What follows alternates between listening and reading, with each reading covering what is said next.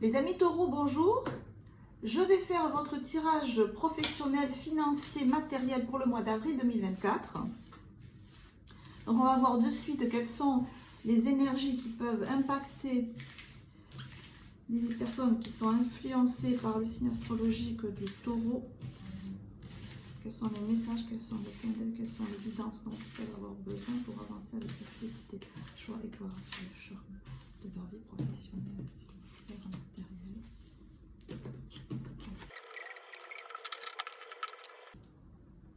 Ok les amis taureaux, petit problème relationnel avec la hiérarchie. Je sens que le courant passe pas trop là.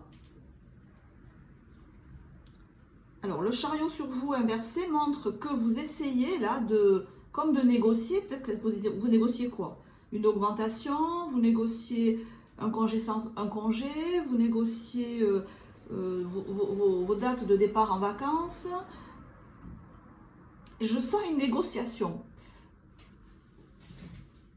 Je sens une espèce de bras de fer là, entre ce que vous demandez et ce qu'en face on vous dit pour l'instant niet,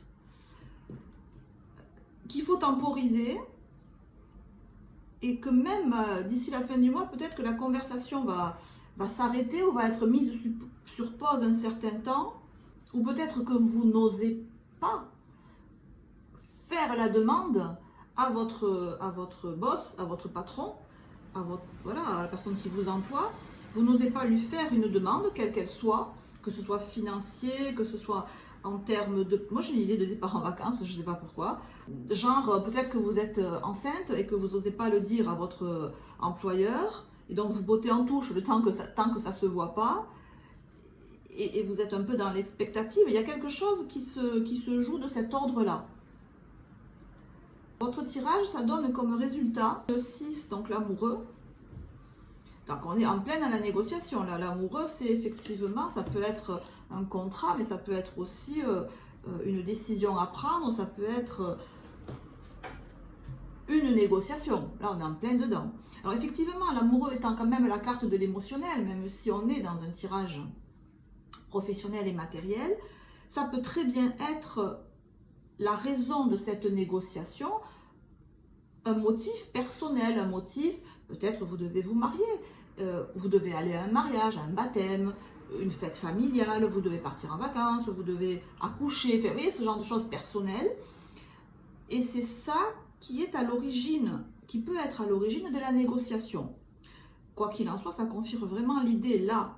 Ce tirage s'adresse à des personnes qui sont déjà dans la sphère du travail, ce n'est pas des personnes qui cherchent du travail, ou du moins ou qui sont sur le point de conclure un contrat de travail, et c'est ce qu'on discute en fait, les conditions du contrat. Et j'ai l'impression que vous n'avez pas trop de marge de manœuvre, parce qu'on a un empereur bien droit sur ses bottes là, et de votre côté, toutes ces cartes inversées nous montrent que vous n'êtes pas en position de force. Et que vous avez bien conscience, comme nous le montre l'étoile, qu'il faut mettre de l'eau dans votre vin si vous voulez arriver à cet accord. Parce que cet empereur-là, il n'est pas commode quand même. Hein. Ou du moins, il est en position de force. Alors, on va clarifier tout ça. Je vais recouvrir les cartes. Et alors, je recouvre et on se retrouve dans 2 minutes pour en parler.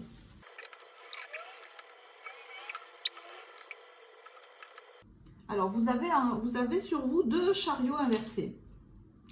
Alors, le chariot dans le tarot de Marseille, c'est souvent, ça représente la carrière. Donc là, on est en plein dedans, évidemment. Bon, ben, ça double fois confirme ce que je vous disais tout à l'heure, à savoir qu'il y a vraiment une notion de négociation. Alors, la reine des deniers, la reine de deniers peut nous montrer que ça peut être effectivement une question financière. Vous pouvez, alors, mais peut-être que vous n'osez pas négocier. Vous n'osez pas entamer la négociation. C'est ce que nous montrerait par exemple ici le 2 d'épée inversé. Tout en vous dit, allez, vas-y, va demander cette augmentation, mais peut-être que vous ne passez pas à l'acte. Peut-être que vous n'osez pas franchir le pas parce que vous avez peur qu'on vous envoie balader, vous avez peur d'avoir un non franc et massif. Et Et c'est vrai, ça confirme ce que je disais tout à l'heure, ce 8 de bâton derrière l'empereur, 8 de bâton inversé. En face, on n'est pas trop ouvert à la discussion. Hein. Mais alors, pas du tout. Et peut-être qu'on vous avancerait des arguments style, ben moi je veux bientôt augmenter, mais il n'y a pas d'argent dans l'entreprise, donc je veux, mais je ne peux pas. Voilà. Donc du coup, ça vous renvoie à vous-même en fait.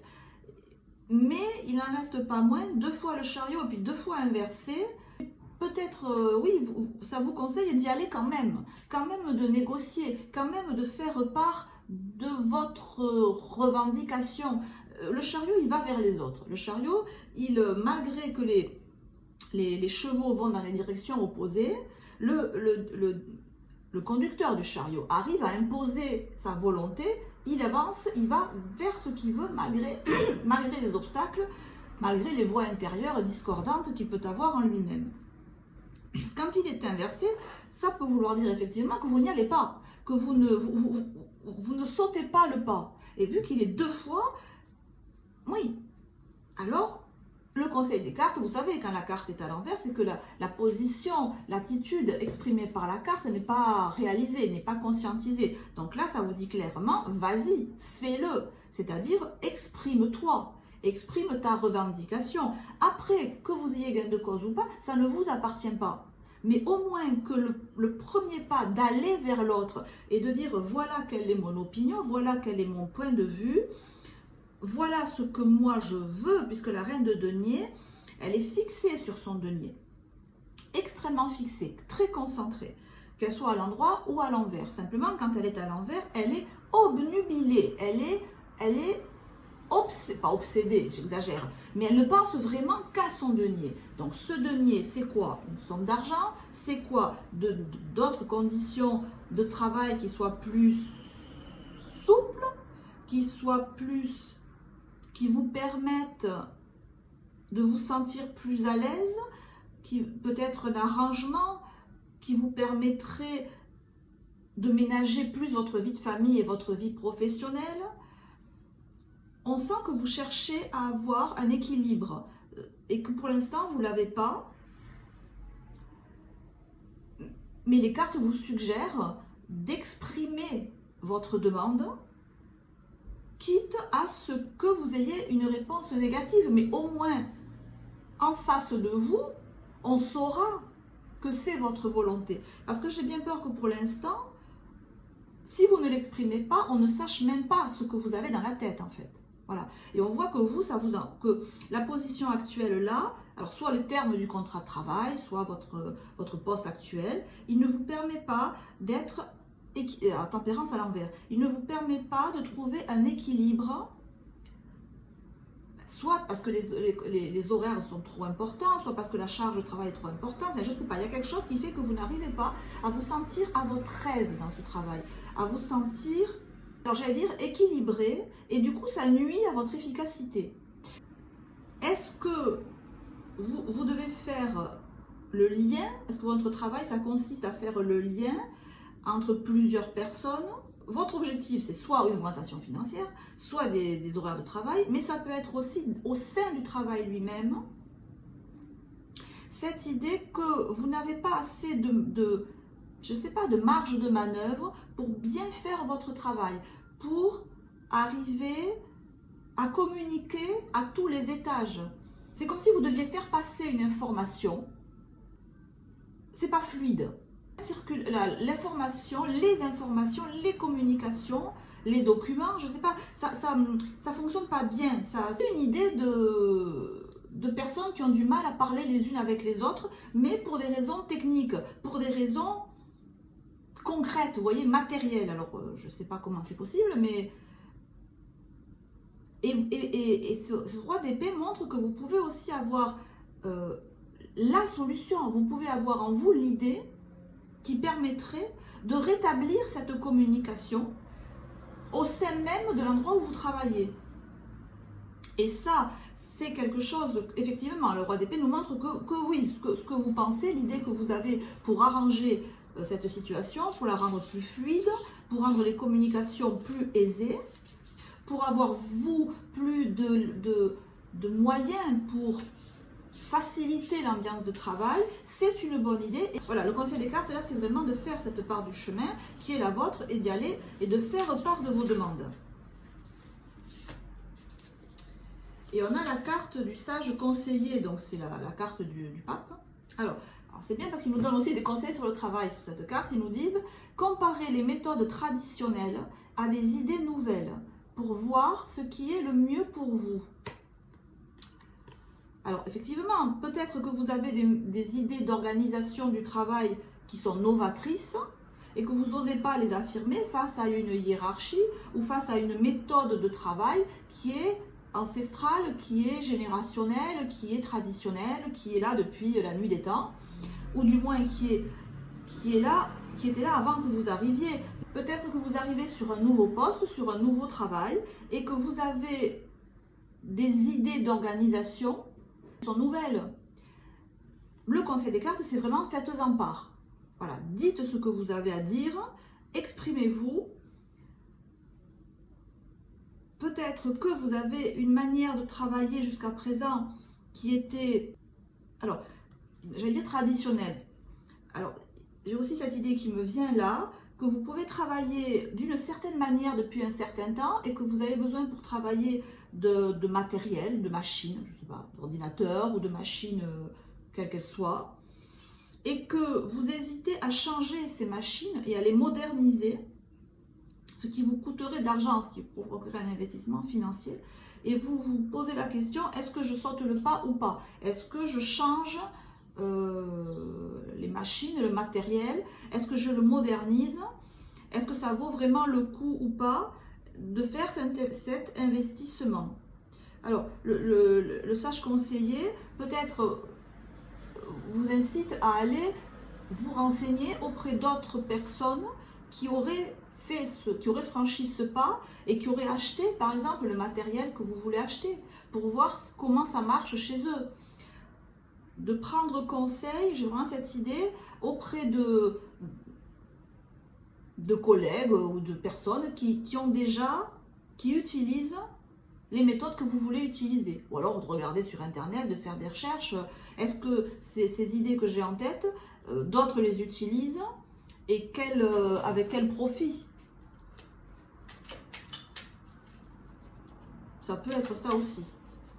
Alors on va demander de suite si effectivement ça vaut le coup d'investir là-dedans. Est-ce que ces idées novatrices que vous pouvez avoir, est-ce qu'elles vont porter ses fruits? Est-ce qu'elles sont vraiment adaptées à votre cas? Alors, on va voir ce que ça veut. Donc, je vais recouvrir le roi d'épée. Alors, ok, on a la protection, la prudence et l'héritage.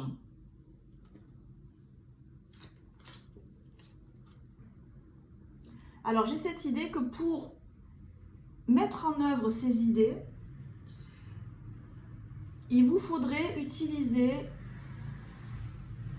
de l'argent, un capital, que vous avez de côté. En fait, la protection et l'héritage me font dire que voilà, ça nécessite, et la carte de la prudence évidemment, ces deux cartes-là me font dire que ça nécessiterait d'utiliser de l'argent que vous avez mis de côté, comme un matelas financier que vous auriez en cas de coup dur, ça nécessiterait d'utiliser ça. Et que la carte là de la prudence, quelque part, allume un feu rouge. Voilà.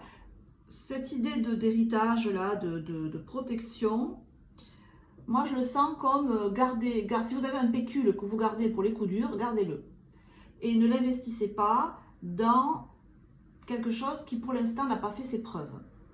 D'où la carte de la prudence. Voilà, c'est l'idée d'un matelas financier que vous avez et qu'il faudrait utiliser là pour concrétiser ce que vous voulez. Gardez-le, ne le dépensez pas là-dedans. Et on a la carte de l'espièglerie.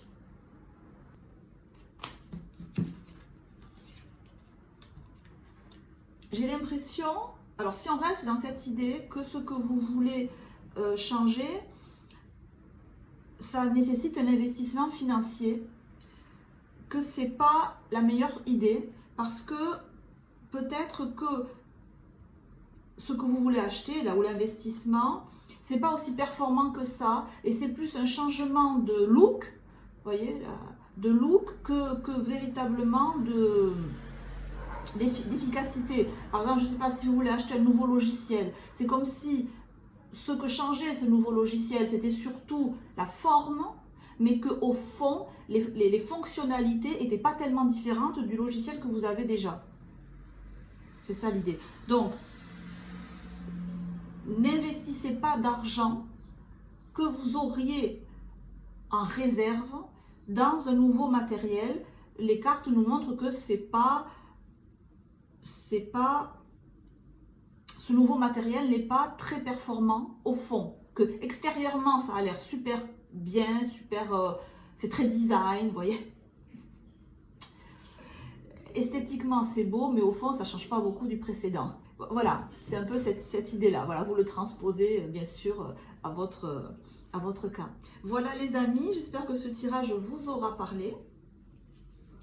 Prenez soin de vous. On se retrouve très bientôt.